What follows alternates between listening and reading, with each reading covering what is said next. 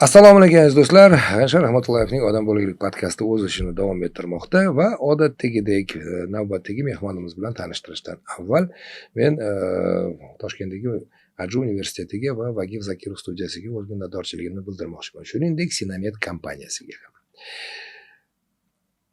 Albatta biz farzandlarimizni o'qimishli, aqlli bo'lishini xohlaymiz. Va aksariyat ota-onalar bunga harakat qiladi. Lekin bu masalalarni qanday qilib yechimini topishni hamma ham bilmaydi. Bugungi mehmonim esa bu masalalarga oydinlik kiritishi mumkin va kirita oladi ham. Bugungi mehmonimiz birinchi marta emas bizning podkastimizda Toshkentdagi eng nufuzli o'quv yurtlaridan biri Interhouse akademik litseyining direktori Alisher Tillayev. Assalomu alaykum. Va alaykum assalom. Alisher, kelganingizdan xursandman. Rahmat. Mana o'shanda gaplashganimizda aytdim, oradan qancha bir vaqt o'tadi, nasib qilsa qandaydir yangi bir g'oyalar, bir fikrlar paydo bo'lganda yana uchrashamiz degandik. Yaxshi niyat yarim mol, mana Xudoga shukr yana nasib qildi. Bo'lsa sizni podkast bo'lmasa sizni topish o'zi muammo. Rahmat. G'anshalik, avvalambor taklif etganingizdan juda ham xursandman. Anchadan beri gaplashadigan gaplarimiz yig'ilib ketgan. Albatta yillar davomida ta'lim sohasida olib borayotgan faoliyatimizni do'stlarimiz bilan, hamkasblarimiz bilan o'rtoqlashishni biz har doim yaxshi ko'rganmiz va shunday qilishimiz ham kerak. Chunki hozirgi yoshlar avvalgi yoshlar emas. Men ko'p takrorlayman bu narsani.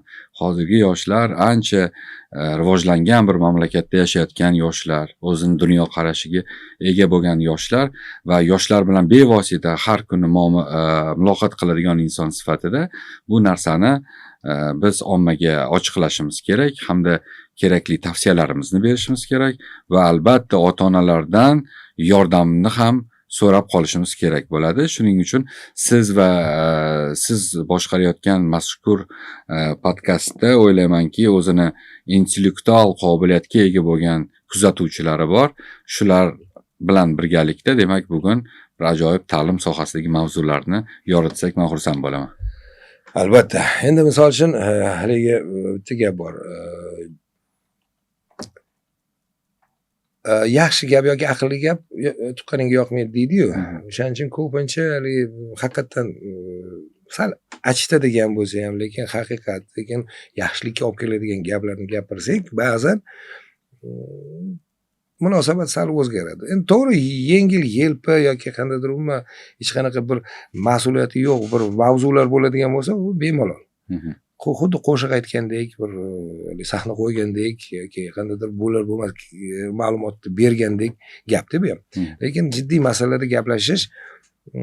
Ammo yana bitta narsa bor-da, mana siz kelib shu mavzuda gaplashishga tayyorsiz. Tayyorman. Ammo so'nggi paytlarda men ko'p marotaba murojaat qilaman, misol uchun maktab o'qituvchilaridan ham chaqirdim, kelishdi, lekin ko'p emas. Baribir har safar so'raganimda, keling, men gapirmay qo'ya qolay, keling shu mavzuni. Nega? Chunki ta'lim tizimi, bolalarimizni tarbiya qilish juda murakkab narsa. Juda qiyin masala, lekin va bu mavzuda va shu yo'nalishda muammolar juda ko'p.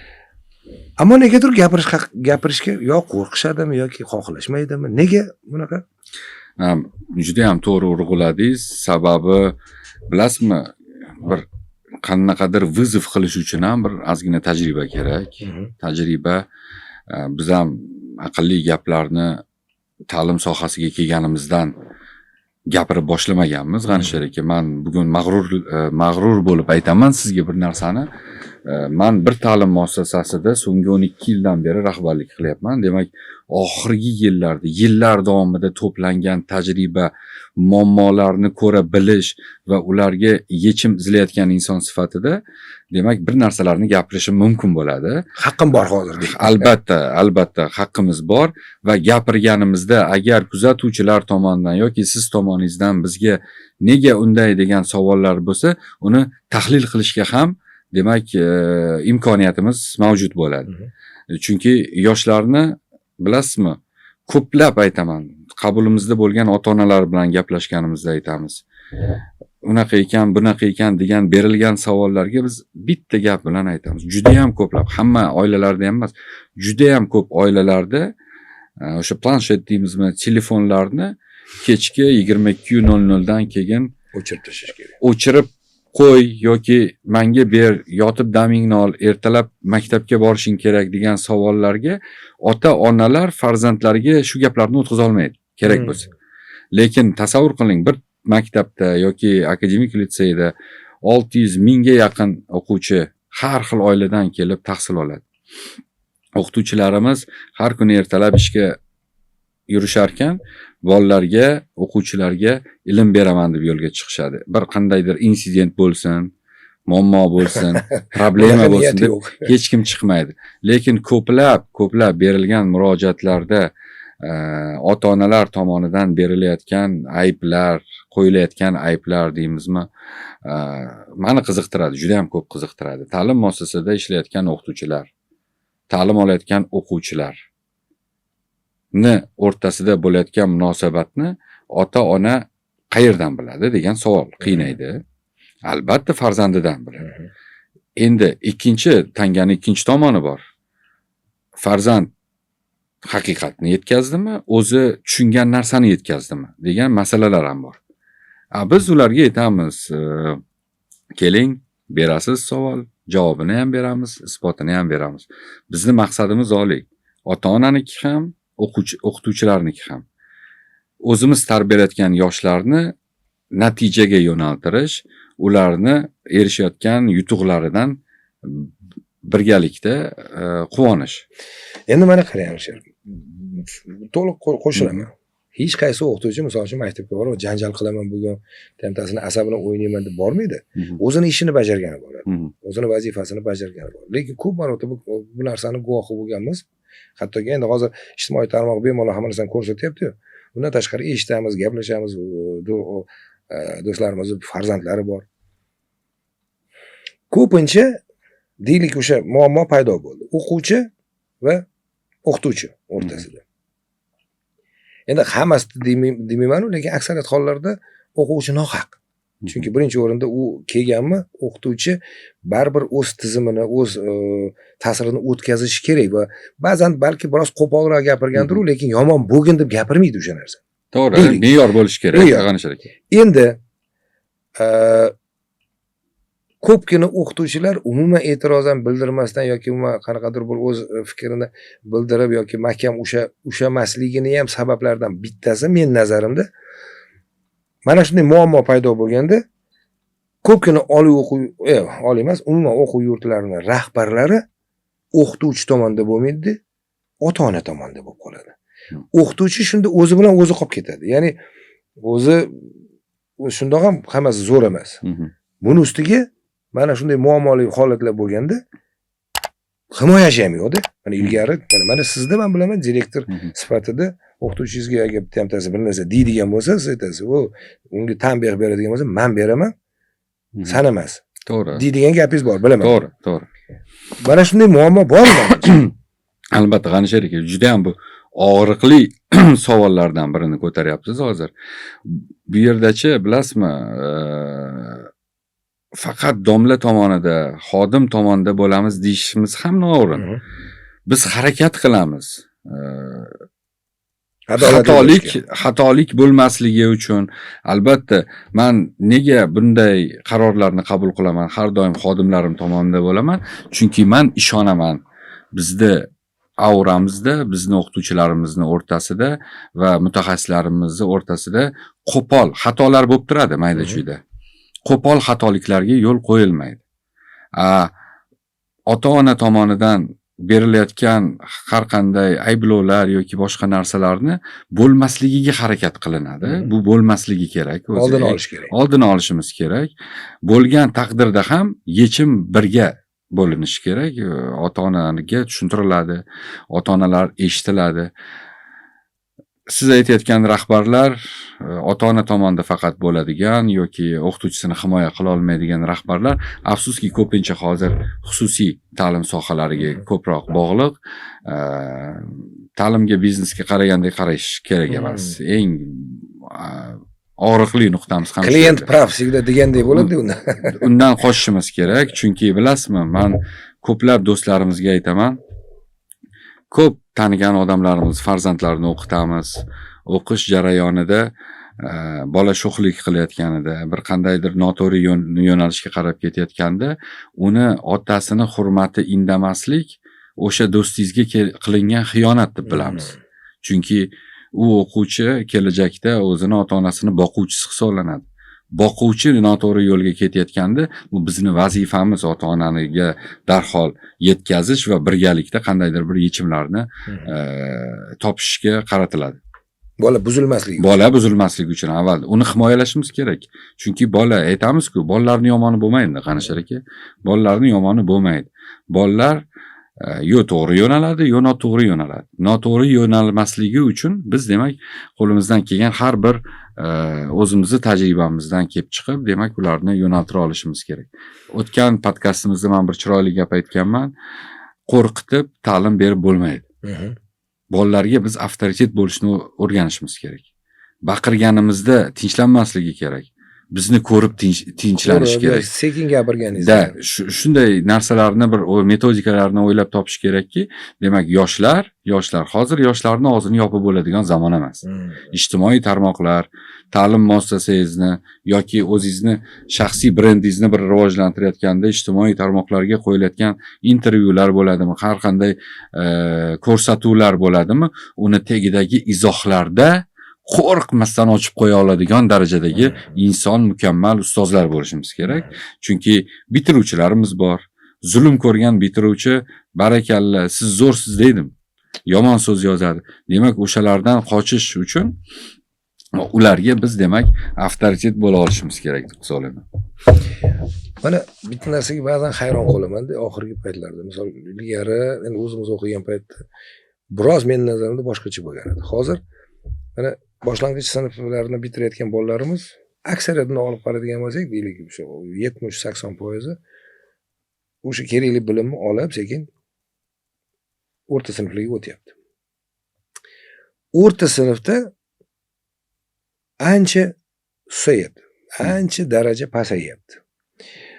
To katta sinfga o'tguncha, misol uchun o'sha 60-70 deyotganimiz yoki 80% yaxshi ilmga xohishi bor bolalarni yana kamida bir 40%ni yo'qotyapmiz. Katta sinflarda yana 20%ni yo'qotyapmiz. Oxir oqibat oliy o'quv yurtlariga borganda 10% gina o'sha bolalardan haqiqatdan o'qiyman, haqiqatdan mutaxassis bo'laman, haqiqatdan zo'r bo'laman, menga diplom emas, aynan kasb, aynan hunar yoki qandaydir bilim kerak deydigan bolalarning soni 10, balki undan ham kamdir. Shunaqa qolyapti.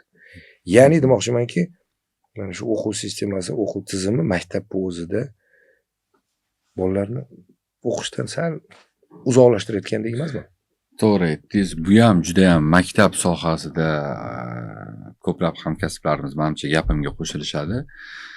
Demak, 1-4 sinf to'g'risida gap ochdingiz. 1-4 sinfda bolalar bog'chadan maktabga o'tgan yosh bolachalar, ularga ta'lim tizimida deyarli juda kam sonli, bitta yoki ikkita o'qituvchi ilm beradi. Ertalabdan kechgacha ular o'z o'qituvchisini bir onasiga qaragandek, ikkinchi onasidek qabul qilishadi, yo'naliladi. 4 yil ta'lim olgandan keyin bolalar uchirma bo'lishadi.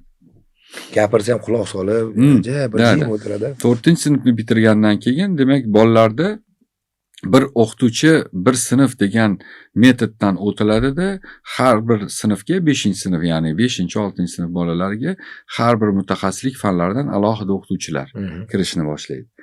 Va shu yerda bolalar uje mukammal bir shaxs bo'la boshlagan period hisoblanadi bolalarda. Bolalarda nima bor? Tanlov bor. O'qituvchini ajrata bilish qobiliyati shakllanadi. Demak, qattiq qo'l o'qituvchi bor, sal yumshoqroq o'qituvchi bor. O'sha xususiyatdan kelib chiqib o'quvchilarimiz demak xulosa qilishadi. Buni aytganini qilsa bo'ladi, bu qilmasang ham yomon baho qo'ymaydi degan xarakter o'rganiladi. Chunki bolalar ulg'ayapti. 1-chi, 2-chi, 3-chi sinfda kichkina bo'lsa, 5-sinfga kelib bolalar uje o'ylashni boshlaydi.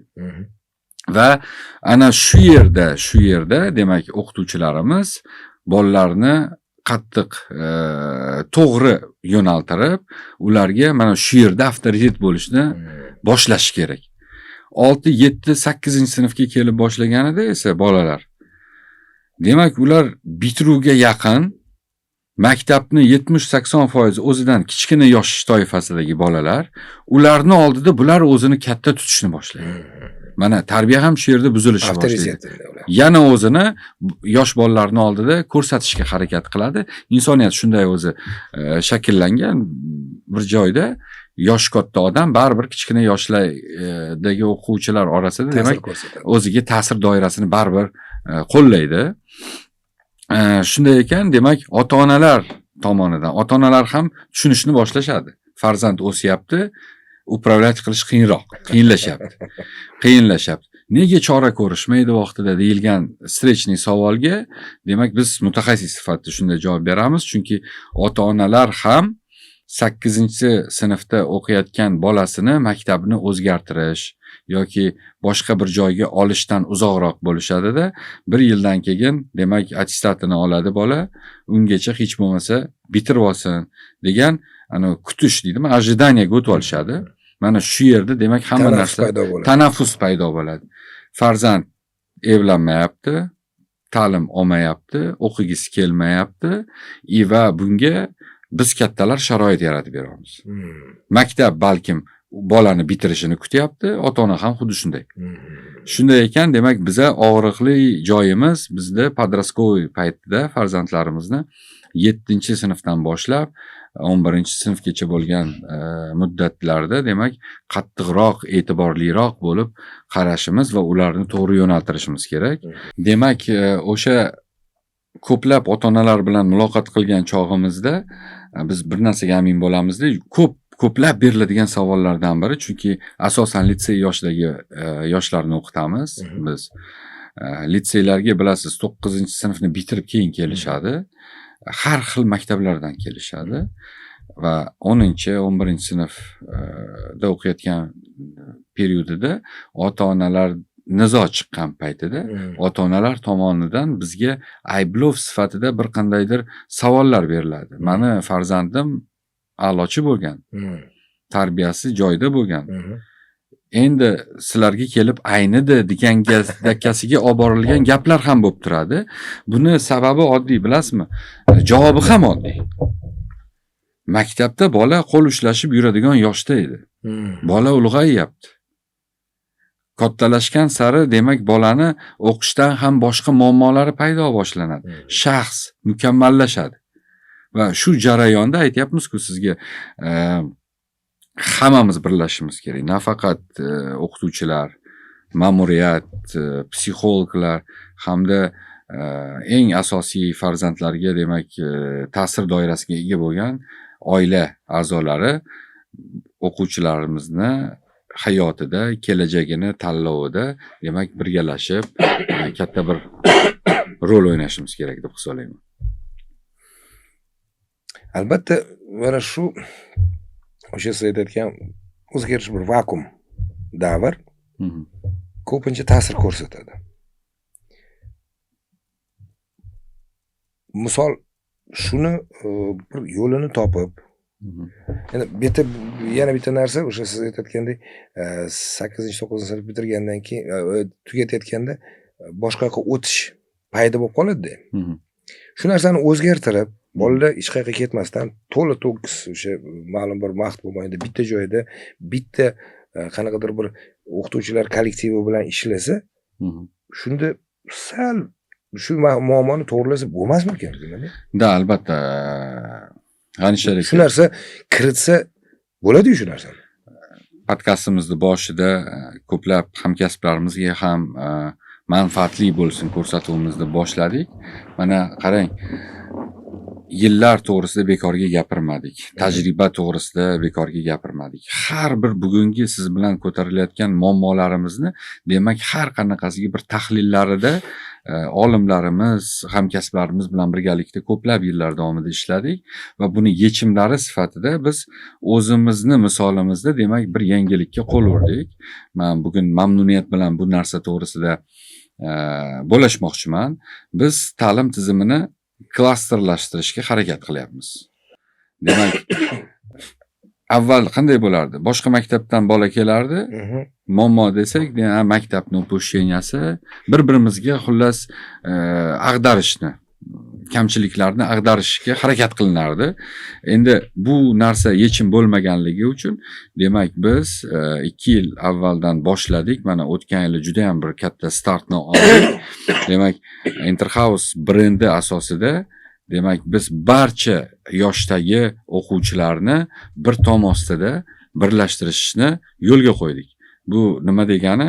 O'zimizni maktabgacha ta'lim muassasamizga bog'chadan boshlab tarbiyani, ilmni berishni boshlaymiz. 1-4 sinf bolalariga eng kerakli bo'lgan o'sha alif be yoki harf o'rgatamiz, yozishni mukammallikka qadam qo'yishni boshlaymiz. 5-6 sinfdan aytdik, muammolar boshlanishni boshlaydi dedik. Demak, uni ham bilamiz. Demak, o'sha joyda qattiqroq harakat qilamiz. Bolani ilmga, ta'limga demak qiziqishini ko'paytiramiz. Jismoniy baquvvat bo'lgan yoshlarimizni sportga yo'naltiramiz.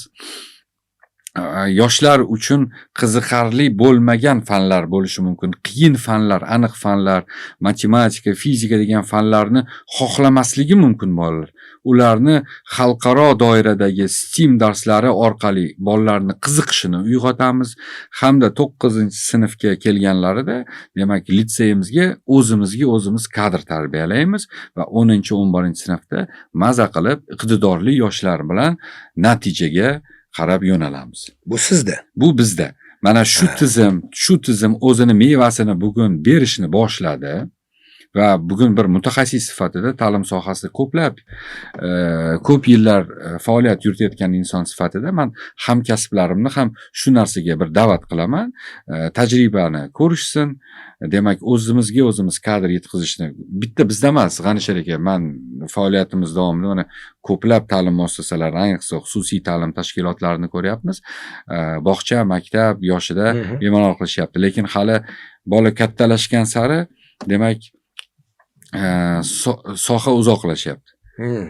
Bizda men mamnuniyat bilan aytaman, to'xtab qolish yo'q. Kelajakda demak o'sha foundation yillari hamda universitet loyihalarigacha ham sekin-astalik bilan kelishni maqsad qo'yganmiz.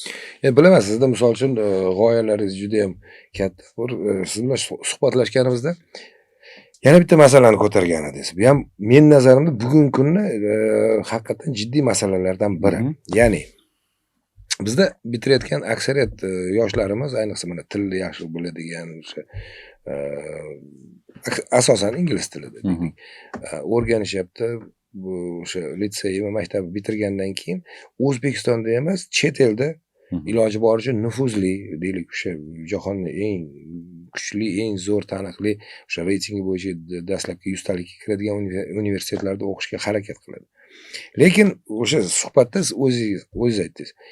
Ularni universitetgacha bo'lgan ta'lim tizimi 12 yillik. Bizda agar hisoblab chiqadigan bo'lsak 11 yil. 11 yil bo'lyapti.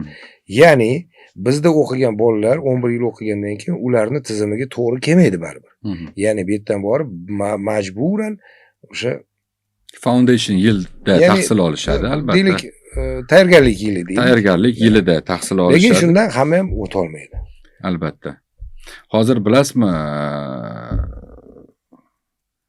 ingliz tili bir necha yillar oldin ingliz tilini bilgan o'quvchilar bir yuqori darajadagi o'quvchilar sifatida ta'riflanardi. Bu ta'lim sohasini rivojlanish bilan birgalikda demak so'nggi yillarda ingliz tilini bilish bilan maqtanish ancha kamaydi. Sabab deyarli barcha ingliz tilini mukammal ravishda o'rganishni boshlashdi. Chet elda ta'lim olish maqtalinadigan darajadagi narsalar edi bir necha yillar avval. Hozir bu salmoq juda ham kengaydi. odamlar chet elda o'qiyman, chetga boraman, unga boraman, bunga boraman degan narsa sababi eng bizni pedagoglarni xususiy ta'limda davlat ta'lim muassasalarida faoliyat yuritadigan o'qituvchilarni ozgina bizga yoqmaydi bu narsa, bunday baho. Chunki ta'limni ichida yurmagan inson sifatida ta'limga baho berishlarini biz xohlamaymiz. Chetdan qarab bir narsalar degan. O'zimizda yo'q, unday emas. O'zbekistonda davlat ta'lim muassasalarining juda ham darajada o'sha dunyo tan olgan xalqaro reytinglarda mavqeisi yuqori bo'lgan universitetlarimiz mavjud. Nega o'sha chet el universitetlariga o'qishga kirayotgan bolalar o'zimizni test markazi tomonidan amalga oshirilayotgan imtihonlardan o'tolmayapti degan savollarni birov bermayapti. U ta'lim sohasiga qabul paytidagi amalga oshirilayotgan imtihon jarayonlarini qanchalik shaffof ekanligini ular bilishmaydi. Biz soha vakillari sifatida bilamiz bu narsani. Bu yerda muammo bitta. O'sha aytdik, chet el universitetlariga ko'plab o'quvchilar, yoshlarimiz intilishyapti va ketishyapti. Lekin tahlil qilishimiz kerak. Ketishsin, zo'r universitetlarga borib tahsil olishsin. Lekin qayerga ketyapsan? Reytinglarda mavjud ta'lim muassasalarimi yoki oddiygina xususiy ta'lim muassasalarimi? Ularda qanday garantiyalar bor? Ertaga begona yurtda yurganingizda kim kafolat beradi degan savollarni avval bilib aldanib qolmaslik uchun va umrini ketkazib 1 yil, 1,5 yildan keyin yana natijasiz qaytish degan narsalarni biz bugun mutaxassislar oldini olishimiz kerak va buni o'quvchi yoshlarimizga demak to'liq tushuntirib borishimiz kerak. 100% qo'shilaman. Men misol uchun ko'p marotaba aytganman. Misol uchun maktablarimiz baribir yaxshi. Misol uchun men o'zim ko'pgina xususiy maktablar bilan ishlayman. Ammo universitetga kelganda baribir negadir shu deylik talabalarni ham, ota-onalarni ham qoniqtirmaydigan holatlar ko'p kuzatiladi. Ya'ni demoqchimanki, ba'zi bir universitet endi qandaydir sharoitlari haqida gapirayotganim yo'q. Ilm beradigan mutaxassislarni soni yetarli darajada emasdek tuyuladi. Mana misol, oddiy misol, mana gapingiz bo'ldi, uzr. O'zingiz Toshkentdagi irrigatsiya institutida tahsil olgansiz, ko'p yillar davomida o'sha yerda faol bo'lib,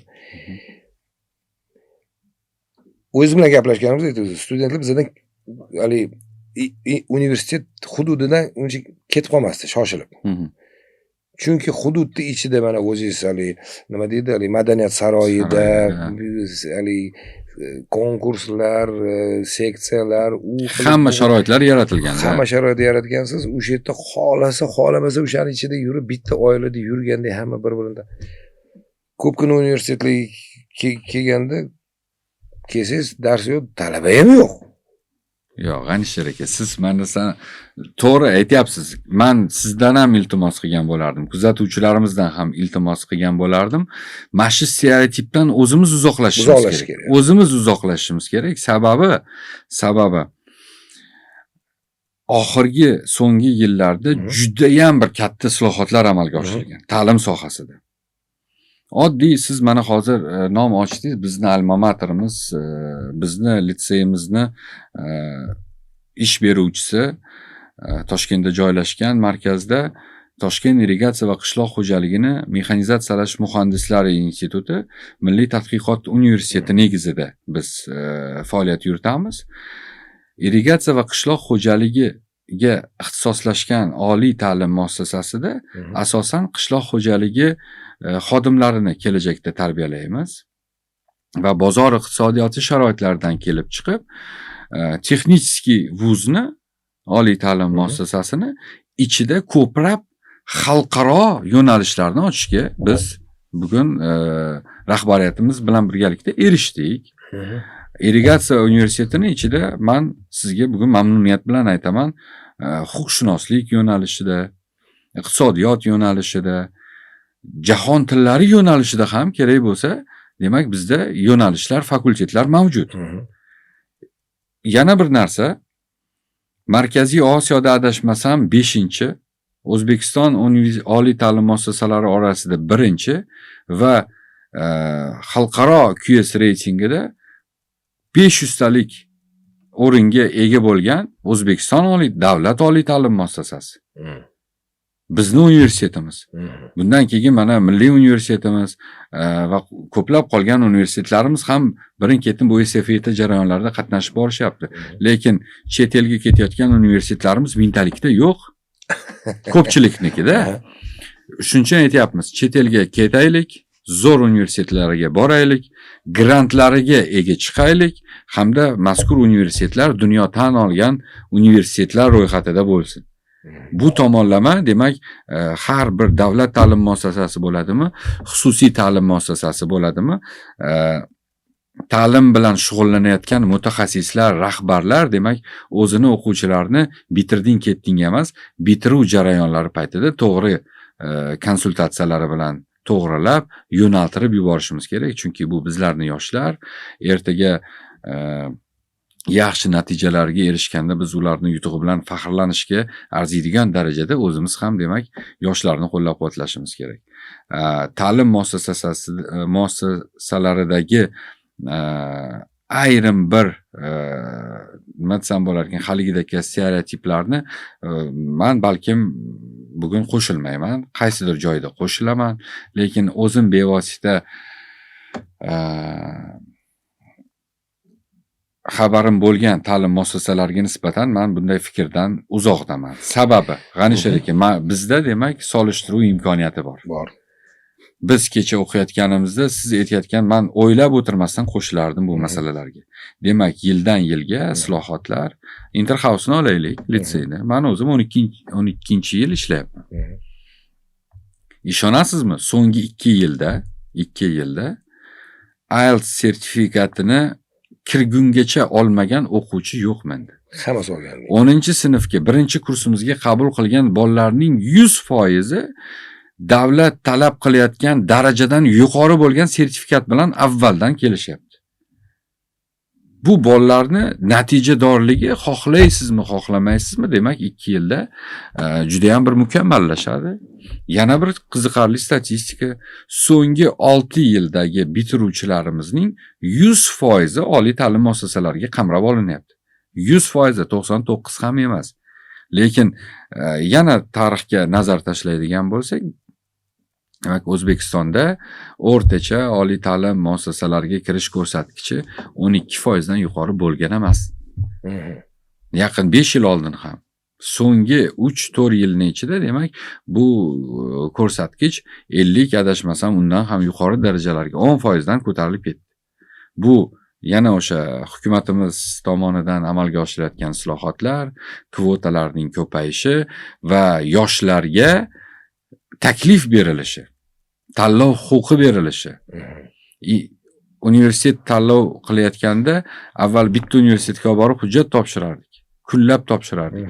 Hozir o'tirgan joyingizdan, uyingizdan turib 5 tagacha oliy ta'lim muassasasini tanlashingiz, bunisiga kira olmasangiz, bunisida o'qish imkoniyatingiz mavjudligi, har xil yo'nalishlar tomonlama demak yoshlar qo'llab-quvvatlanyapti. Juda ham ko'p kvotalar ajratilinyapti. Regionlarga qarab tabaqalashtirilyapti ko'p narsalar. Kam ta'minlangan oilalar farzandlariga imkoniyatlar yaratilyapti. Toshkentda tahsil olishligisi uchun juda ham bir zamonaviy ko'rinishga ega bo'lgan yotoqxonalar soni ko'payyapti. Demak, isloh qiladigan ishlar ko'p. Juda ham zo'r narsa bo'ldi. Demak, xalqaro universitetlar, xususiy universitetlar hamda davlat universitetlarining bir-birini o'rtasida chiroyli bir sog'lom raqobat boshlandi. Bundan faqat potrебительlar, o'quvchilar, bitiruvchilar kelajakda qarang. O'zingiz olib keldingiz shu mavzuga. Ilgari o'sha kiradigan talabalarning soni, ya'ni maktab bitirgandan keyin oliy o'quv yurtiga kirganlar soni nisbatan kamroq edi. Hozir ko'proq bo'ldi. Lekin oliy o'quv yurtlarining soni ham ko'paydi. Ya'ni tanlov ko'paydi. To'g'ri. Bu birinchi. Qamrov ko'paydi. Ha. Juda ham ko'pi xususiy oliy o'quv yurtlari Mhm. paydo bo'ldi. Tushunarliki bola agar bittasiga kira olmasa ikkinchisiga kiradi. Endi oliy o'quv yurtiga kirdi, diplomini oldi, lekin mutaxassis va davlatga haqiqatan foyda keltiradigan inson bo'ladimi, yo'qmi, u ikkinchi masala-da, u hali noma'lum. Endi o'shaning uchun aytayotganim, universitetlar ko'p bo'lsin. Mhm. Men misol uchun tarafdoriman. Mhm. Har xil yo'nalishda, Mhm. xususiy, davlatlik. Mhm. Lekin ma'lum bir vaqt mobaynida o'sha universitetlar orasida raqobat yo'q edi. Ya'ni Mhm. raqobat degani nima degani? Kuchli qoladi, Mhm. kuchsizi xohlasa, xohlamasa sekin-sekin Chiqadi. yo'q bo'lib ketishi kerak, hali po'choq ajralgandek. Mana siz hozir aytasiz, bu albatta quvontiradi. Mhm. Ya'ni agar haqiqatan ham mana shu raqobat paydo bo'layotgan bo'lsa, ya'ni kuchli universitetlar qurib, ertaga talaba ham bo'lar bo'lmas bo'sh universitetga kirgisi kelmaydi uni. To'g'ri. Intilsa o'sha tuzukroqga kiraman deydi. Mhm. Bular o'z-o'zidan sekin-sekin ajralib Saralanadi. chiqib ketishi kerak. Agar shu gapingiz shunday bo'lsa, Mhm. albatta men misol uchun. Da, hamma Endi narsa- ammo o'sha siz aytayotgan stereotip, lekin stereotip o'z-o'zidan paydo bo'lmaydi. Mhm. Ya'ni kundalik hayotda mana misol uchun biz bitta narsaga qarab turib, ikkalamiz bitta narsani ko'rib turib, Mhm. har xil fikr yuritamiz. Shunga o'shaga odamlarda ham har xil fikr paydo bo'ladi. Shu maqsadda mavzuni ochayotganligim, mana siz hozir aytib beryapsiz. Maqsad nima? Bizda yetkazib berish-ku tomoshabinga. Shu kerak. O'shanisi Eng kerak. keraklisi Shu kerak. Savolni bermasam unda Shu kerak. yetkazib bera olmasdik. Qanchalik to'ppa-to'g'ri aytdingiz, juda ham to'g'ri aytdingiz. Demak, mana bilasizmi, guruch kurtmaksiz bo'lmaydi. Har xil inson bo'ladi, har xil ta'lim tashkilotlari bo'ladi. Demak, media sohasida ham, demak, mana shunday ko'rsatuvlar orqali qilinayotgan masalalarni demak biz ilgari sura bilishimiz, xalqqa ko'rsata olishimiz, xalqdan yopilgan holda emas, navorot ochiq holda berilgan savollarni to'g'rilab qo'yish imkoniyati bor. Demak, to'g'rilashimiz uchun oldin eshitishimiz kerak. Muammolarni ko'rib bilishimiz kerak. Men yana sizga aytaman, ta'lim sohasidagi inson sifatida hurmatli yurtboshimizni hamda hukumatimizni ko'plab qarorlari oqibatida natijasida demak, oliy ta'lim muassasalarining juda ham ko'pchiligiga akademik hamda moliyaviy mustaqillik berildi. Bu nima degani? Siz aytyapsiz, bozorni o'rganib, ertaga bu mutaxassisga demak bozorda joy bormi, yo'qmi degan savolga fakultetlarni, yo'nalishlarni bozor iqtisodiyotidan kelib chiqib o'zgartirish huquqi berildi. Universitet rivojlantirganingizda talab oshib ketganda talaba yoshlarimizni kontrakt summalarini mustaqil belgilash huquqi berildi. Demak, bu narsalar demak kelajakda juda ham o'zini bir mahsulini beradi. Biz bunga ishonamiz, chunki so'nggi yillardagi demak universitetlarimizni o'sha xalqaro reytinglarda o'zini o'rnini egallab olishayotganligi buni yaqqol namoyandasi qanchalik, chunki bilasiz, juda ham bir xalqaro tashkilot tomonidan mazkur natijalar e'lon qilinib boriladi va bunday masalalar albatta bir kun mevasini beradi. Mana qarang Alisher, mana sizda bitta misol aytib ketaylik shu yerda. Bundan 4 yil, 5 yil avval bizni oliy ta'lim muassasamizda 5 yoki 10 ta chet el fuqarosi tahsil olardi.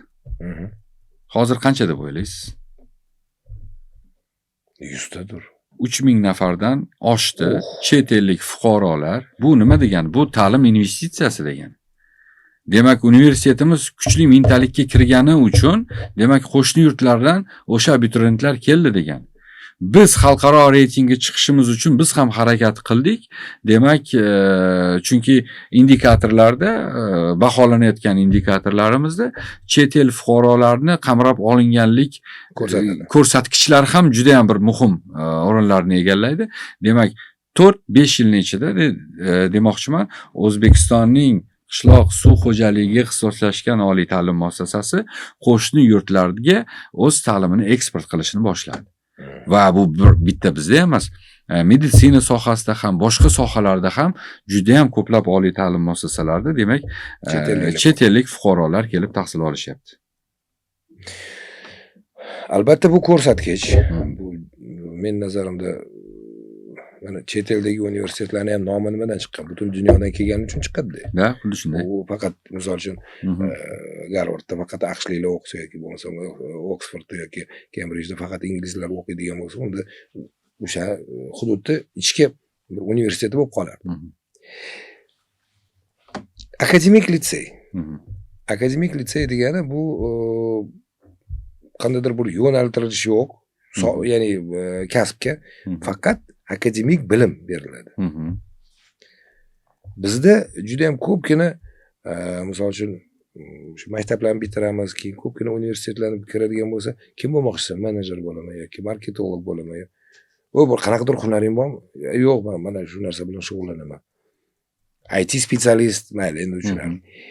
Oxirgi paytlarda men nazarimda ilgari PTU uchilishi bo'lardi-ku. Umumiy bor yo'qligini gapirayotganim yo'q. Mana o'zingizda bir xohish paydo bo'lmagan. Mana endi bilaman, siz jiya bir yonasiz, hali nima bo'lsa qabul. Shunaqa bir yo'nalishni ham ochadigan kichkina bir kollejmi yoki bir uchilishmi, o'quv yurtinimi, bir o'zingizni o'sha o'quv tizimingizda kiritib, именно hunar, ya'ni slesar bo'ladimi, tunukachi bo'ladimi yo yog'och bilan ishlaydigan bir duradgor bo'ladi. Shunaqa sohani ham tarbiyalaydi. Chunki hamma ham olim bo'lavermaydi. Hamma ham ingliz tilini o'rganib, matematik bo'lmaydi. Kimdir shu narsani qilaman deydi. Shunaqa yo'nalishlarni ochish niyati yo'qmi? G'anishar aka, menda unday xohish yo'q. To'g'risini aytaman. Bergan javobini sizga hozir tushuntirib beraman. Demak, respublikamizda 100 ga yaqin akademik litseylar faoliyat yuritadi. Asosan 5 ta yo'nalish, 5 ta yo'nalishda ta'lim beriladi. Akademik litseylar 5 ta yo'nalish toifasida, demak, o'quvchilarni qamrab olishadi. Shu 100 ga yaqin akademik litseylarning o'rtasida juda ham ko'p siz aytayotgan yo'nalishlar mavjud bo'lgan litseylar ham, kollejlar ham, texnikumlar ham mavjud.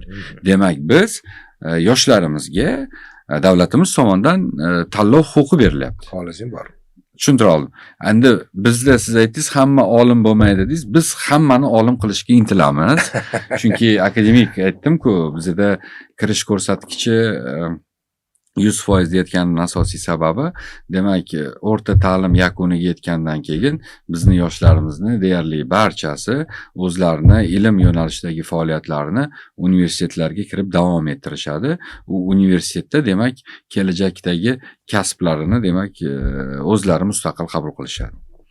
Lekin siz aytayotgan yo'nalishlar albatta juda ham ko'p. Toshkent shahrida ham juda ham ko'p ta'lim muassasalar именно shu sohalarga yo'naltirilgan.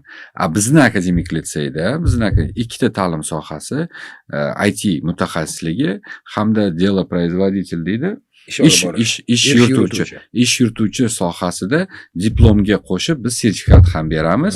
Maxsus kurslar o'tiladi buning uchun 2 yil davomida.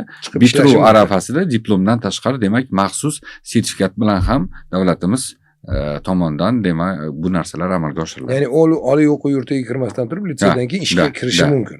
Misol sekretariatga yoki xuddi shunday IT biznesda.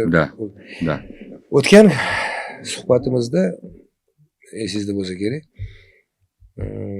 hali bizda ba'zi bir o'qituvchilar yoki ba'zi bir o'quv yurtlari rahbarlari nimaga ishlamayapsan, nimaga bir qanaqa bir yangilik qilmayapsan degan gapga doimo oyligim past, menga qancha to'lagan bo'lsa shuncha ishlayman degan bir fikrlarni bildiradi deb aytgan edingiz.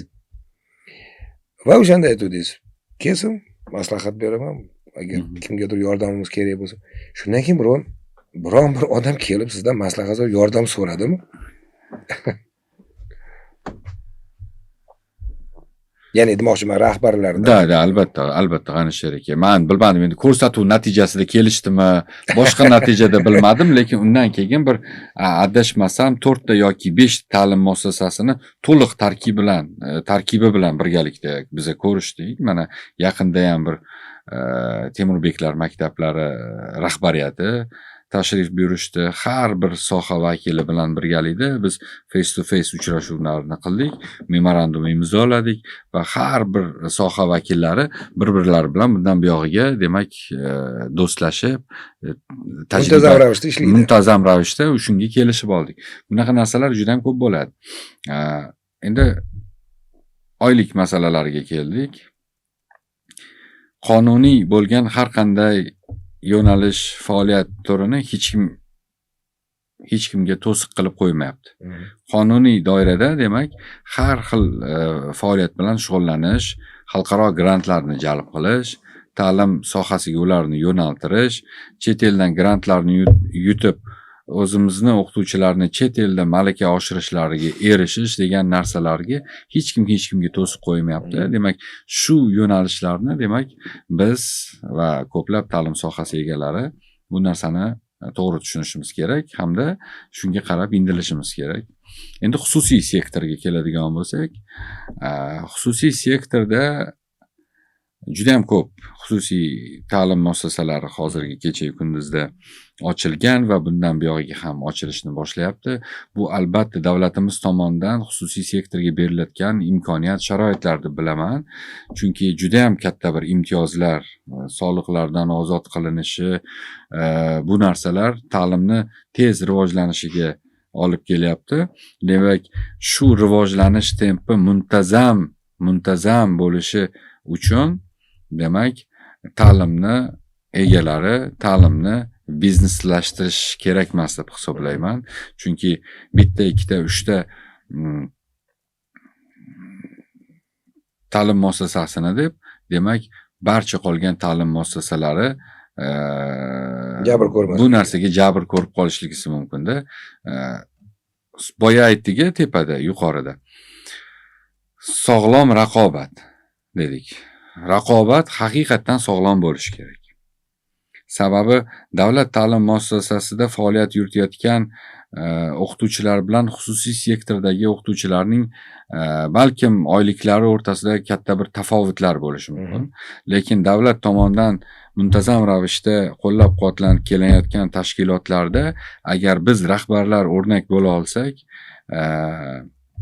hukumatga ozgina ko'makchi bo'la olsak, xalqaro grantlarni jalb qila olishga erishsak, chet el fuqarolarini o'zimizni ta'limimizni jozibadorligi bilan qabul qila olsak, demak chet eldan kelayotgan kontrakt summalari evaziga, demak biz ham o'sha xususiy sektor bilan bir xil tenglashtirib, kerak bo'lsa oshirish imkoniyati bor. Men hozir ikkala soha tomonidan gapiryapman. U yerda ham, bu yerda ham nima bo'layotganini tushunamiz, lekin faqat shu hamkasblarimizni, ko'plab ta'lim sohasi egalarini bir narsaga iltimos qilardik. Sog'lom, faqat ta'lim bor joyda raqobatimiz sog'lom bo'lishi kerak. Bu narsadan juda ham ko'p narsa, demak, o'qituvchilarimiz ham, ta'lim sohasi ham ziyon ko'rmasligi kerak.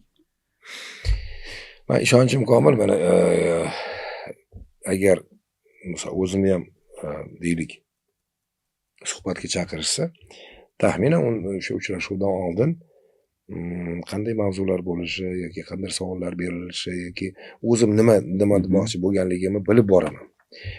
100% bilaman, siz ham kelayotganda nimanidir tugib qo'ygansiz. Qandaydir bir fikrlar balki. O'sha siz o'ylagan qandaydir fikrlar haqida men balki so'ramayotgandirman. Shu savol paydo yangramagandir. Ammo o'zingizda shunaqa bir juda o'zingizga yaqin bo'lgan, shu gapirish kerak degan mavzu bo'lsa, bormi shunaqa mavzu?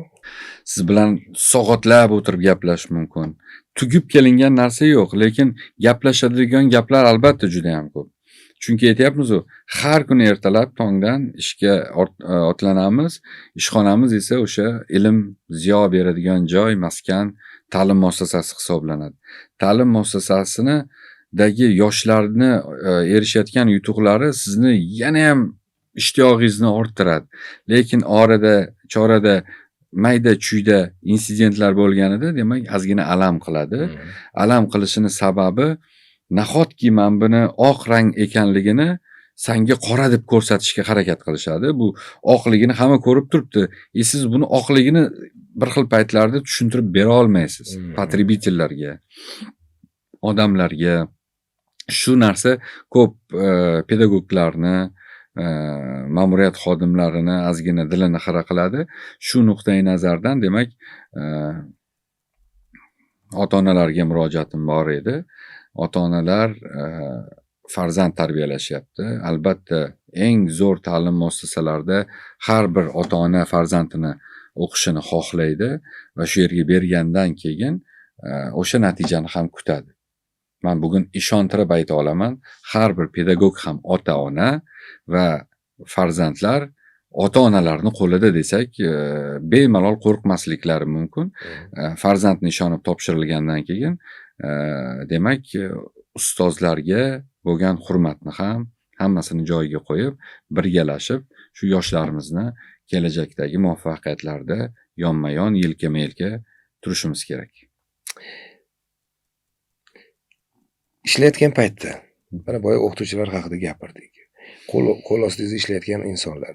Ba'zi birlar sizdan yosh kattaroq. Kimdir yoshroq ham bor.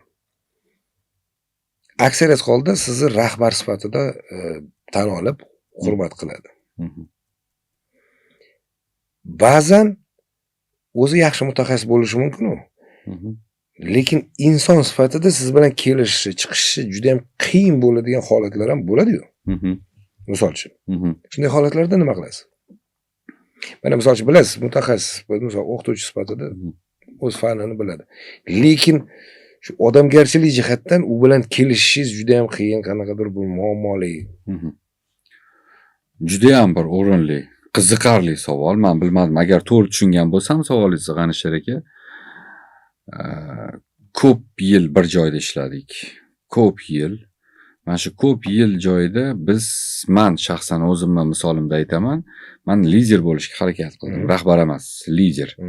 Chunki o'sha periodlarda lider bo'lish juda ham muhim edi. Jamoani orqangizdan ergashtirishingiz, ularni yorug' kelajakka ishontirish, birga aka-uka, opa-singil bo'lib ishlash, bu narsalarni juda ham chiroyli uddaladik. Natijalarimizga ham erishdik. Lekin bilasizmi, orada chorada qandaydir bir baribir to'g'ri aytasiz, dilni xira qiladigan nimalar ham bo'ladi. Kimdir jamoaga qo'shiladi, kimdir jamoadan chiqadi. Bu narsalarni ham ko'plab ko'rdik yillar davomida. Hozirgi kecha-yu kunduzda ko'p bo'lmadi bunga. Bo'lgan bo'lsa 1 yil yoki 1,5 yil avval, demak, biz pozitsiyamizni o'zgartirishga ozgina harakat qilyapmiz. Liderlik nimamiz ozgina to'xtadi. Chunki rahbarlik pog'onasiga o'tdik. Chunki bir ta'lim, sizning rolingiz o'zgaryapti. Meni rolim o'zgaryapti. Bunga ham yana o'sha tajriba, yana yillar, 5 qo'limiz ham baravar emas. Bir xil payt andishani nomi qo'rqoq qo'yiladi va siz aytdingiz, menga shunaqa odamlar hayotda uchraganmi avval da ko'plab bo'ladi. Meni ularga bo'lgan hamkasblarimiz ichida juda ham kuchli mutaxassislar bo'lgan. Men haligacha faoliyatim davomida ko'plab shogirdlarga, hamkasblarimizga aytib kelamiz. Menga salom bermaydigan xodimlarim bo'lardi. Yo'q, salom bermaydigan. Ishonasizmi, men ularni hammadan ko'ra ko'proq ardoqlardim kerak bo'lsa. Eshikni ko'rsatmasdik, chunki juda kuchli mutaxassislar edi. Ular o'tayotgan darslarni, demak, hamma maza qilib eshitardi, tinglardi. Biz o'sha paytdagi lider sifatida, demak, o'zimizni ulardan pastga qo'yganmiz. shunday hamkasblarimiz bo'lgan, muovinlarimiz bo'lgan. Bir kun dars jarayoniga kirganimizda imtihon olib o'tishgan ekan. Rahbar sifatida yoshlarni bir ruhlantirish maqsadida so'zga tutganman. Yaxshi o'g'ilsizlar, men qiynalyapmiz. O'qituvchisiga murojaat qilib, bir bal qo'shib yuborasiz endi bularga deb hazilomuz murojaatlarim va o'quvchi yoshlar o'rtasida fanimga aralashmang degan nimalarni eshitganmiz. Ular ham haligacha ishlashyapti. Biz aytyapman-ku sizga, oq va qorani ajratishni bilamiz. Bu bizni shaxsiy ambitsiyamizdan kelib chiqib, kimlargadir jazo qo'llashdan juda ham yiroqmiz. Liderlikdan rahbarlikka o'tyapmiz sekin astalik bilan o'tganimizning sababi, demak, jamoa kengaydi, kattalashdi va xodimlar o'rtasida, demak, chiroyli bir pogovorka bo'ladi-ku. Agar sohani o'zing boshqarmasang, soha vakillari u sohani o'zlariga moslashtirishadi. Mana shu nuqtai nazardan tanlangan strategiyani yakuni chiroyli bo'lishi uchun bir xil payt yaxshi, bir xil payt yomon bo'lishiga ham to'g'ri keladi qanchalik. Kerak bo'lib ko'tarilib, pastga tushib. Bu har bir narsa, demak, o'tilayotgan har bir kun davomida faoliyatingizdagi tajribalardan kelib chiqib xulosalar qilinadi. Bugun va'da berasiz, ertaga va'dangizni bajarmaysiz. Hech kim sizga nega bajarmading, sababi nima edi degan savolni bermaydi. Va'da bajarilmadi bo'ladi. Lekin omil qayerda? Kim uni bajarmadi? Nima uchun bajarmadi? Bajarilmasligini sabablari degan narsani, demak, chuqurroq, ichkariroq kirishga to'g'ri keladi. Bunday o'ylab qarasam, odamlar endi bir vaqt o'tgan sari qandaydir bir fikr bildirgandan keyin, ma'lum bir vaqt o'tgach, o'z fikridan qaytishi ham mumkin. Endi qandaydir sabablarga ko'ra, balki xato qilayotganmandir deb o'zgartirishi mumkin. Hozir siz bilan o'tirib gaplashsak, ayrim mavzular o'sha oldingi suhbatimizdagi mavzular bilan bog'liqli joylari ham borda. O'ylab qarasam, deyarli hech narsa o'zgarmabdi. Yaxshi, demak, yo'nalishim mahkam o'sha. Faqat aytdik-ku, yutuqlarimizdan biri, men oxirida ruxsat bersangiz ochiqlab qo'ymoqchiman. Demak, faoliyatimiz kundan kunga soniya sari rivojlanishda davom etyapti. Bu o'quvchilarimiz soni oxirgi ko'rishganimizdan keyingi kamida 2 bo'lmasam 3 baravarga ko'paydi. Xodimlarimiz soni ham shuncha. Aytdim, hozirgi erishilgan natijalar avvalgi ko'rsatuvimizda, demak, ular hali ideya edi. Hali g'oya edi. Demak, men bugun sizga mamnuniyat bilan Interhouse Lyceum brendi asoschisi sifatida shu narsani ta'kidlab o'taman. Demak, bog'cha yoshidagi bolalardan boshlab oliy ta'lim muassasasigacha bo'lgan yosh doirasidagi yoshlarni biz bir brend, bir tom ostida birlashtira oldik. Va kelajakdagi katta bir ambitsiyalarimiz bor. Juda ham bir katta yangi kampusimiz yaqin kunlarda o'z ish faoliyatini boshlaydi hamda yillar davomida qiyinchilik, bolalarni katta hayotga tayyorlashda ko'rayotgan qiyinchiliklarimizni yechimi sifatida, demak, 10-11-sinfni 2 yil litsey emas, demak, avvalroq yoshlardan boshlab 8-9-sinfdan boshlab maqsadli tarbiyalashga va yosh kategoriyasi nuqtai nazaridan alohida kampuslarda o'qitishga harakat qilamiz hamda ota-onalarga bemalol qo'rqmasdan ayta olamiz, bizga berdingiz bolangizni savodini, tarbiyasini, demak, ishoninglar, javobini ham bizdan so'rab olasiz degan darajaga bugun keldik. Men ishontirib aytaman, juda ham bir ulug' nom, o'zini tarixiga ega bo'lgan nom. Bu nomni yanada yuksaltiramiz. Demak, bu nomimizga, demak, dog' tushishiga hech kimga, har qanday insonga yo'l qo'ymaymiz va buning uchun qo'limizdan kelgan barcha yaxshi amallarni, ta'limni eng yuqorilarini berishga harakat qilamiz. haligi ba'zi ora-orada bir haligi kabinetga kirib qolsam ishxonangizda, endi ishxonangizda siz bilan gaplashish ham juda qiyin, chunki har safar nimadir kimdir kiradi, kimdir chiqadi. O'sha yerda ham ko'ramiz. O'sha yerda ham baribir yo'lini topib ancha suhbatlashib, gaplashib o'tiramiz. Bugun ham mana suhbatimiz agar iloji bo'lsa yana cho'zilaverardi. Yana bitta choy damlab kelib, maza qilib o'tirib gaplashib. Ammo mayli, tomoshabinlarni ham keyingi safarga yana haligi nima deydi, mavzuyimiz qolish uchun sizni tempingizda nasib qilsa yana oradan bir yil, 1-2 yil o'tgandan keyin yana qanaqadir yangilik bo'ladi, albatta ishonaman bunga. Va yana so'zsiz ungacha balki og'u yurti ochilarmikan nasib qilsa. Har holda sizni rejalaringiz bo'yicha shunaqa bo'lishi ehtimoli juda yuqori. Insoniylik jihatdan boya aytdim, sizni fikrlaringiz, g'oyalaringiz o'zgargani yo'q. Insonlarga bo'lgan munosabatingiz yoki inson xususiyatlariga bo'lgan munosabatingiz o'zgardimi, yo'qmi? Yoki qandaydir yangi qo'shimcha ijobiy yoki salbiy hislatlar haqida gapirasizmi? Rahmat, G'anisher aka. Men mamnuniyat bilan berilgan savolingizga o'ylamasdan javob beraman.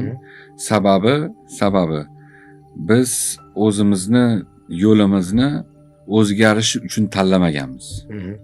Ma'ni hamma narsani oddiy qabul qilaman. Hech narsadan xulosa ham qilinmaydi. Demak, qanday inson bo'lgan bo'lsak, xuddi shunday inson bo'lib qolamiz. Ko'rsatuvingizni nomidek odam bo'lamiz. Savolingizga berilayotgan mani quyidagi javobim oddiy masalalar to'g'ri qabul qilinadi.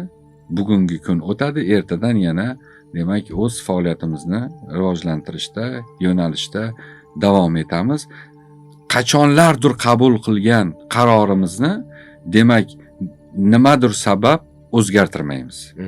Sabab biz uni o'zimizni ongimiz o'ylab o'sha narsani to'g'ri deb bilganmiz va to'g'riligini biz xalqqa, odamlarga, potrебительlarimizga hammasiga ko'rsatib berishimiz kerak bo'ladi. Bu yerda shaxslar, o'zimiz ham kerak bo'lsa hech qanday rol o'ynamaymiz.